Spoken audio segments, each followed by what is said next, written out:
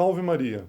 Eu sou o padre D'Artagnan dos Arautos do Evangelho e vim aqui para dar a explicação própria do Corpus Christi, uma vez que temos a comemoração desta solenidade, solenidade do Corpus Christi. Essa solenidade se aproxima, essa comemoração, portanto, vim aqui para dar a explicação toda, contar um pouco da história e fazer uma meditação sobre a presença real de nosso Jesus Cristo na Eucaristia, para que assim possamos bem acompanhar a solenidade de Corpus Christi.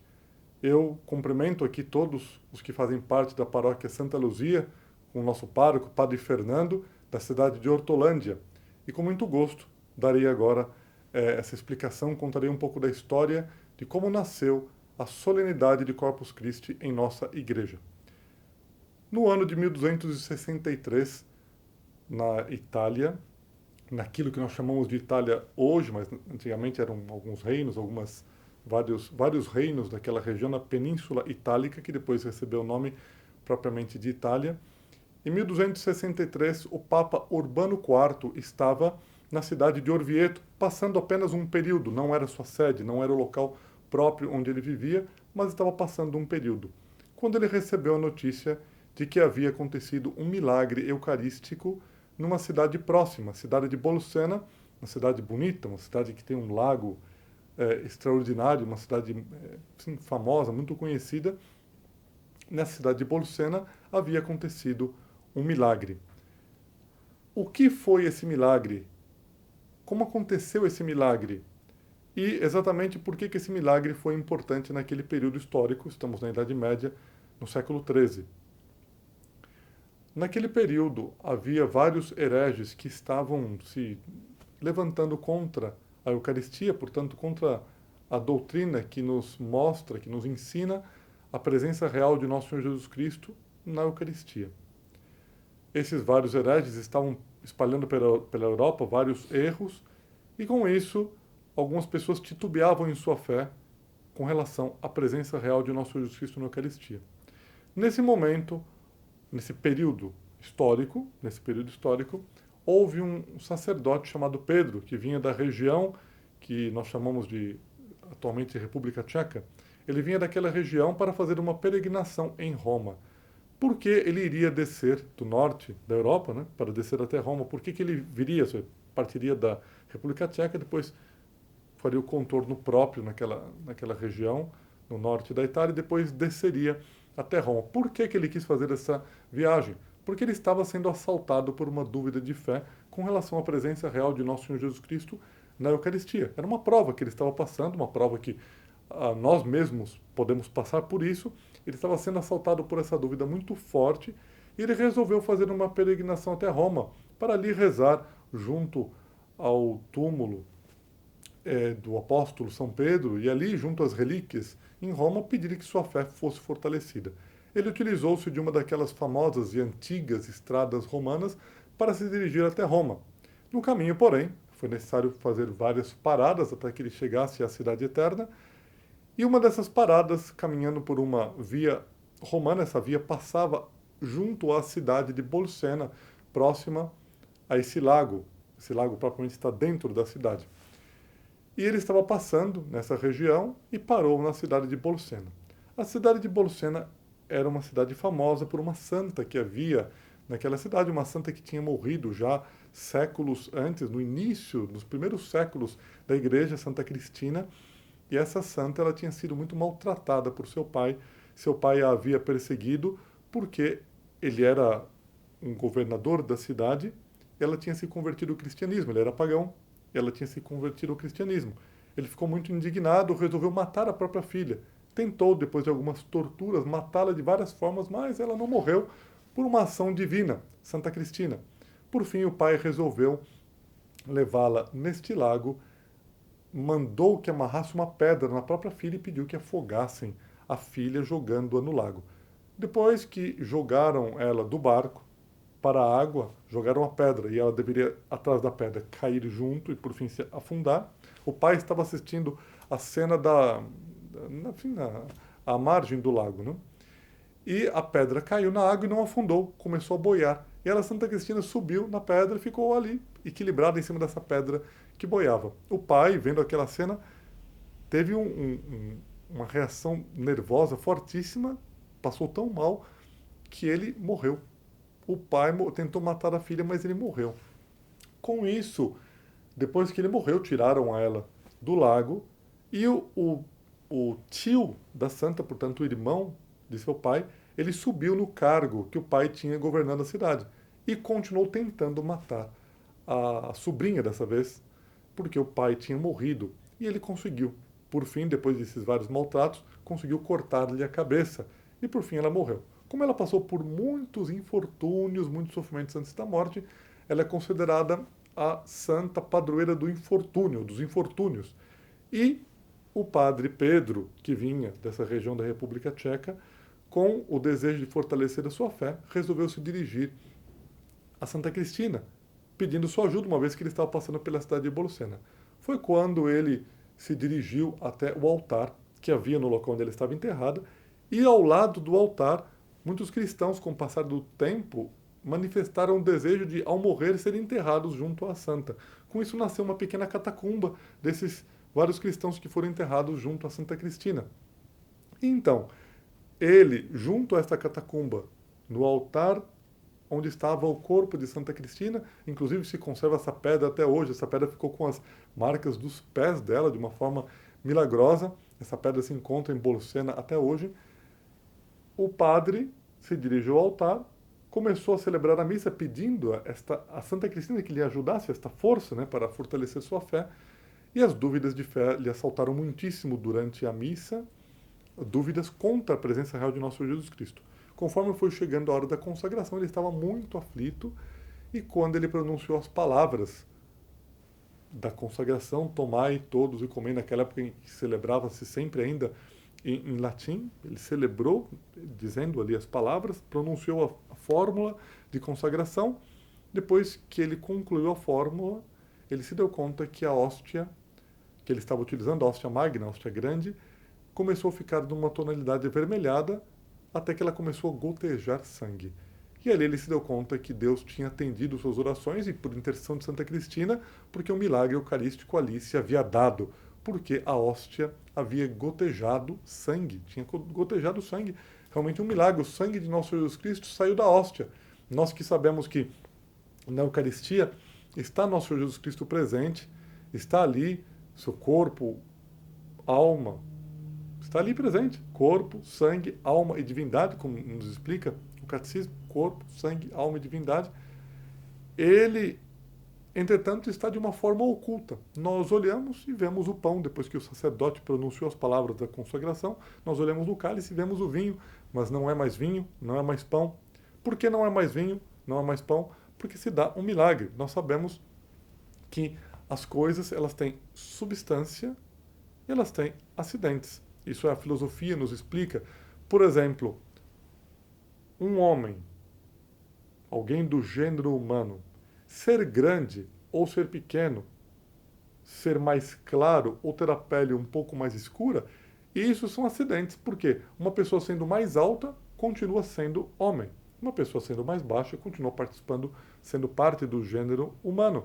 Sendo um pouco mais clara, um pouco mais escura, isso não muda nada. A pessoa continua sendo do gênero humano, ou seja, a substância homem, o ser homem, está ali presente naquela criatura, por mais que esses acidentes, ou seja, as coisas acidentais, as coisas que não são substanciais, elas podem variar.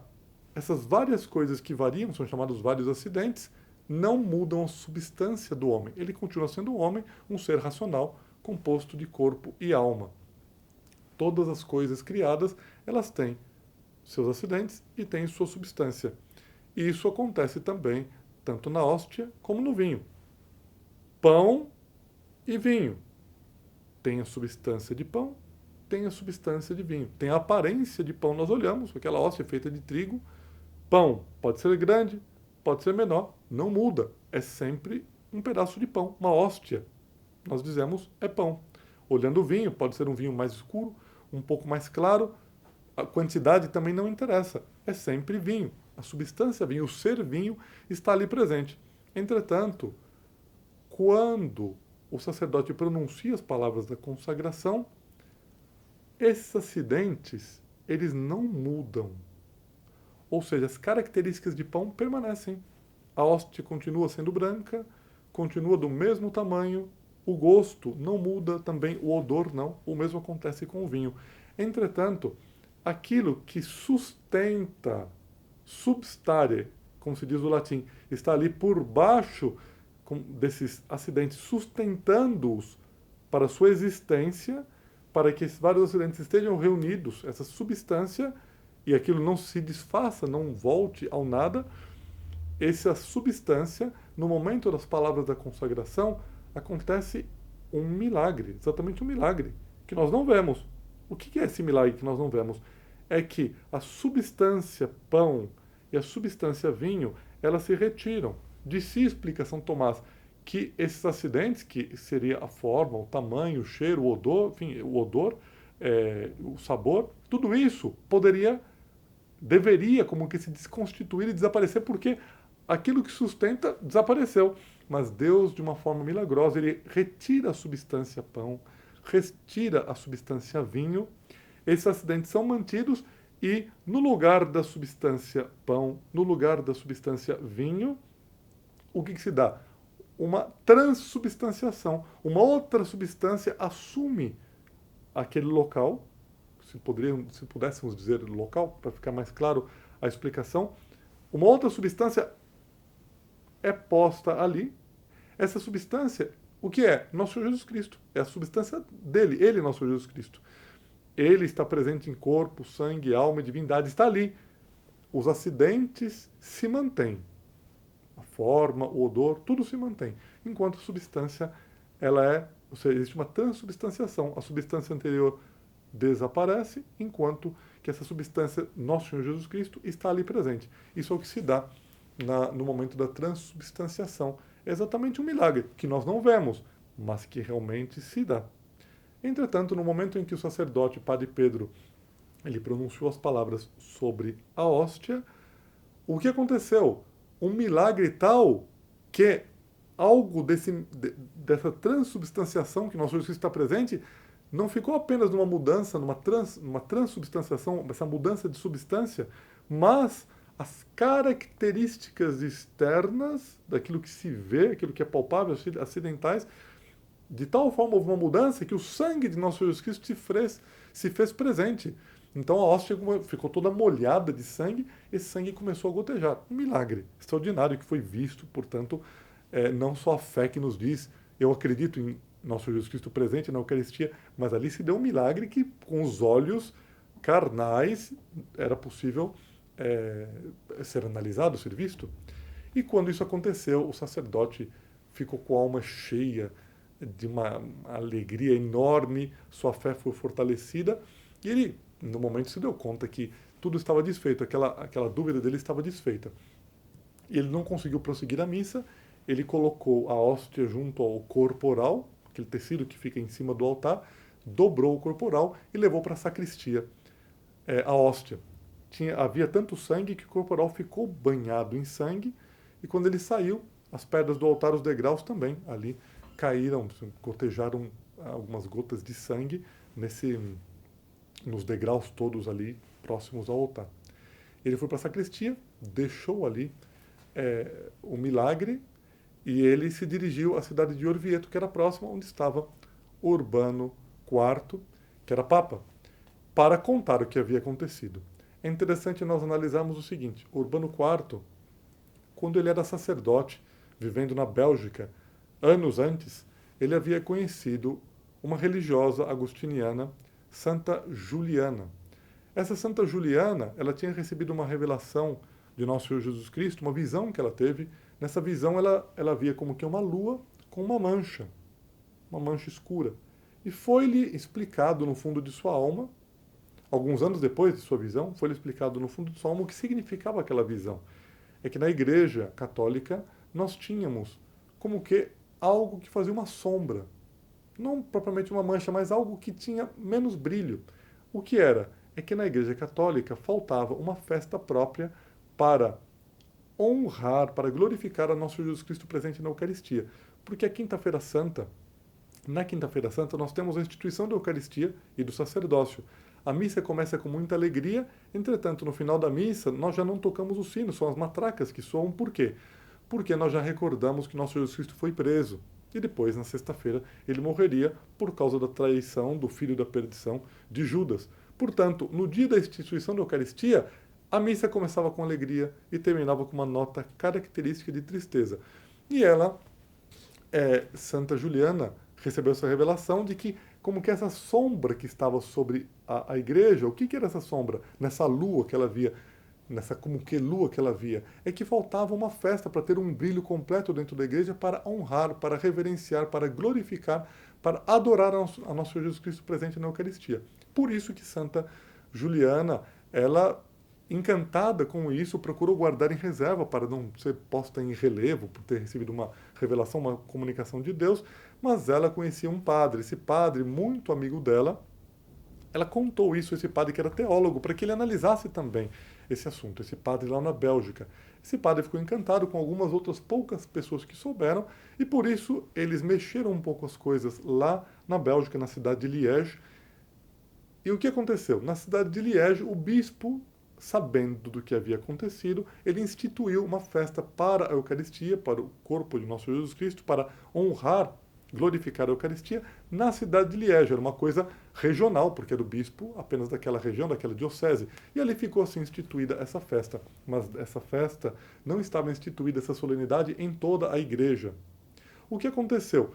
Esse sacerdote, que foi amigo de Santa Juliana, que ouviu suas confidências, que ajudou, era teólogo, que ajudou na explicação toda para a instituição dessa festa eucarística na diocese, lá em Liège. Esse padre, com o passar do tempo, depois da morte de Santa Juliana, ele foi elevado ao sólio pontifício. E esse Papa Urbano IV, que está na cidade de Orvieto, quando se dá um milagre na cidade de Bolsena, é esse sacerdote, amigo de Santa Juliana, lá na cidade de Liège, que ajudou na instituição da festa eucarística para nosso Jesus Cristo de forma regional. Portanto, era uma coisa muito providencial, era Deus encaminhando tudo. E esse mesmo sacerdote, agora Papa, recebe essa notícia de um milagre extraordinário que se deu na cidade de Bolsena, próxima de onde ele estava. Por isso ele mandou uma comissão de teólogos para que fossem até lá para averiguar se realmente era milagre que tinha acontecido. Porque o padre Pedro, saindo lá de Bolsena, foi até onde estava o Papa, em Orvieto, e ali ele explicou o que tinha acontecido e pediu perdão por sua falta de fé. O Papa o perdoou e mandou essa comissão, então. O bispo da cidade de Orvieto, junto com alguns teólogos, uma comissão, eles foram até lá para averiguar o milagre. Conta-se que nessa comissão estava São Boaventura, franciscano, e São Tomás de Aquino, dominicano. Nada mais, nada menos. Foram até lá, analisaram, se deram conta que era real e trouxeram um milagre eucarístico para a cidade de Orvieto. Ora, quando saíram da cidade de Orvieto, muitas pessoas quiseram acompanhar. E formou-se assim uma procissão, ano de 1263. Formou-se uma procissão trazendo o milagre eucarístico. Quando estavam chegando na cidade de Orvieto, o Papa foi avisado e ele saiu de onde ele estava, junto com cardeais, com bispos, e foram em direção ao milagre. Se encontraram no caminho, o Papa se prostrou diante da Eucaristia e depois entraram todos em cortejo na cidade de Orvieto. O milagre, o corporal, não voltou mais para a cidade de Bolsena. Na cidade de Bolsena, eles fizeram um altar, existe até hoje o altar do milagre, até com a pedra, com as marcas dos pés de Santa Cristina, mas ao mesmo tempo está ali, eles guardaram esses pedaços, a pedra do chão, junto ao altar, cortaram aqueles pedaços com as manchas de sangue do milagre e colocaram num altar que está até hoje na cidade de Bolsena e pode ser reverenciado como essas gotas assim do milagre. Quando você entra na cidade está escrito assim, Cidade do Milagre, Città del Miracolo, como se diz em italiano. O milagre foi lá, mas foi levado para Orvieto. Na cidade de Orvieto foi construída uma catedral extraordinária para custodiar essas relíquias do milagre eucarístico de Bolsena. Por que digo as relíquias? Porque foi guardado o corporal, a hóstia ficou tão banhada em sangue que ela se desfez. E depois, com o passar do tempo, em averiguações posteriores que fizeram, mesmo depois da morte do Papa, fizeram algumas averiguações e encontraram vários fragmentos da hóstia ainda no corporal, porque ela foi se desfazendo de tão molhada que ela tinha ficado.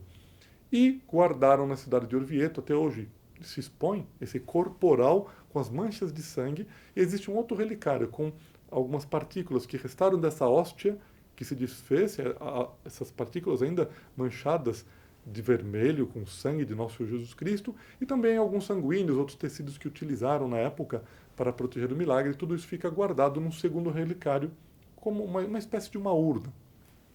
O Papa Urbano IV, depois que aconteceu esse milagre, e o milagre foi levado até ele na cidade de Bolsena, ele ficou admirado com aquilo e pediu que os teólogos ali presentes eles constituíssem antífonas, hinos, né? Uma sequência própria para a missa de Corpus Christi, para serem incluídas no ofício de Corpus Christi e na Santa Missa. E eles passaram alguns dias, os teólogos, preparando esses textos, essas orações, e depois se apresentaram diante do Papa. O primeiro que leu diante do Papa essa explicação foi São Tomás de Aquino, diante dos demais teólogos. Quando leu o seu trecho, aquilo que nós chamamos de laudação, louva-Sião, quando ele leu, São Boaventura, vendo a maravilha, se dando conta da maravilha que São Tomás tinha feito, rasgou seu próprio escrito, e os demais teólogos rasgaram os seus. Dr. Plínio, que é o inspirador dos Arautos do Evangelho, que foi o formador de nosso fundador, Monsenhor João, ele, um católico praticante, um líder católico aqui no Brasil, já falecido há vários anos, ele, ouvindo esse fato, ele disse: que pena que os outros rasgaram seus textos, né? Porque se o de São Tomás era maravilhoso, é certo que havia outras maravilhas, o próprio escrito de São Boaventura e outros ali, é uma pena que se perdeu, mas se ganhou com esse ato de humildade que todos fizeram. E ficou a São Tomás de Aquino essa honra, essa glória de poder compor aquilo que nós cantamos, ou aquilo que nós rezamos ou cantamos antes do Evangelho na missa de Corpus Christi, que é o Laudação. Com isso, estava encerrada essa composição maravilhosa que nós recordamos até hoje, e o Papa, a partir daí, ele fez com que essa festa de Corpus Christi fosse estendida para a Igreja em todo o mundo. E por isso nasceu a instituição da festa de Corpus Christi, que nós comemoramos na quinta-feira seguinte ao domingo da Santíssima Trindade. Assim ficou instituída na Santa Igreja e assim nós honramos a nosso Senhor Jesus Cristo.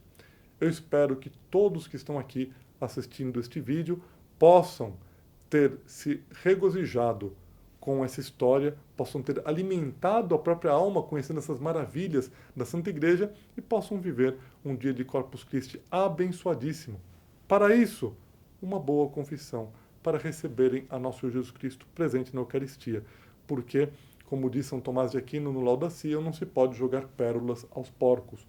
Uma alma que comunga, recebe a nosso Jesus Cristo, estando com pecado mortal, essa alma ela pode estar se condenando, ela já está em estado de pecado mortal, mas está piorando sua situação por receber a nosso Jesus Cristo desse jeito. E algumas pessoas até dizem: mas é que eu sinto no meu coração que vale a pena, eu gostaria tanto de receber a Nosso Senhor, mas eu não posso me basear só no coração, porque o coração pode estar desviado e eu posso estar ofendendo o nosso Senhor Jesus Cristo. Portanto, faltas graves, pecados mortais devem ser confessados antes da comunhão. Não se comunga em estado de pecado mortal, é um sacrilégio. E com isso, esse remédio de salvação se torna veneno para a morte, porque a pessoa comunga em estado de pecado mortal, ela compra a própria condenação, ou aumenta a própria condenação, porque já está em pecado mortal. E como nos explica a doutrina da Igreja, quem está em pecado mortal, se morre nessa situação, é condenada, vai para o inferno. Deus é misericordioso, por isso nos dá a graça de nos confessarmos. Preparem-se, portanto, uma boa confissão e depois uma excelente comunhão. Nunca escondam pecados em confissão, é uma coisa que leva muitas almas para o inferno. Se eu tenho pecados mortais, eu tenho que confessar todos. Se eu fiquei com vergonha de um, fiquei com medo, não contei para o padre, aquela confissão não é válida. Se depois eu vou e comungo, pecado mortal de novo, porque a confissão não foi válida. O padre não pode perdoar 9 pecados e deixa um 10º de lado porque eu não quis confessar ou porque contei pela metade. Falei de uma forma que o padre nem entendesse para não passar vergonha. A confissão tem que ser íntegra, tem que ser claro, tem que explicar o que aconteceu. Foi isso, isso e aquilo. Não posso esconder. Então, boa confissão. Se não confessou direito, as comunhões vão ser sacrílegas. E as demais confissões, enquanto eu não contar que eu escondi pecados, que eu menti também na confissão para o padre, né? Além de não contar um pecado grave, eu também menti, saí daquela confissão e continuei comungando. Se eu não colocar tudo isso em ordem, eu enrosquei minha alma ali. Isso eu estou com 40, 50 anos e me dou conta que com 17, 18, 19, eu tive uma confissão mal feita, um pecado escondido, eu tenho que voltar e confessar toda a minha vida. Porque se eu não fizer isso, eu posso estar tapeando a mim mesmo. Eu sou de comunhão diária, confesso sempre, mas lá atrás eu enrosquei. Isso não apaga, enquanto eu não confessar bem. Então, conselho, se você que está ouvindo esse vídeo, está acompanhando, assistindo este vídeo, se dá conta que tem pecados mal confessados, coisas mal feitas lá para trás, conselho, volta lá, exame de consciência geral, confessa toda a vida, coloque em ordem, diga, olha, para, eu escondi aqui e ali. Pronto, colocou a alma em ordem, receba nosso Senhor Jesus Cristo. Glorificando Ele nesta terra, é certo que na eternidade Ele te receberá para lhe conceder a visão eterna de si mesmo e, portanto, uma glória sem fim. Que Nossa Senhora, esta grandíssima adoradora de nosso Jesus Cristo presente na Eucaristia, ela que nos trouxe a nosso Jesus Cristo, te ajude nesta data tão especial para que tu possas aumentar tua devoção à Eucaristia. Que Nossa Senhora proteja muitíssimo, envio aqui a minha bênção e prometendo rezar por você, por vocês que estão aqui assistindo este vídeo, para que tenham a alma fortalecida para bem participarem de Corpus Christi. Que a bênção de Deus Todo-Poderoso, Pai e Filho e Espírito Santo, desça sobre vós e permaneça para sempre. Amém. Salve Maria!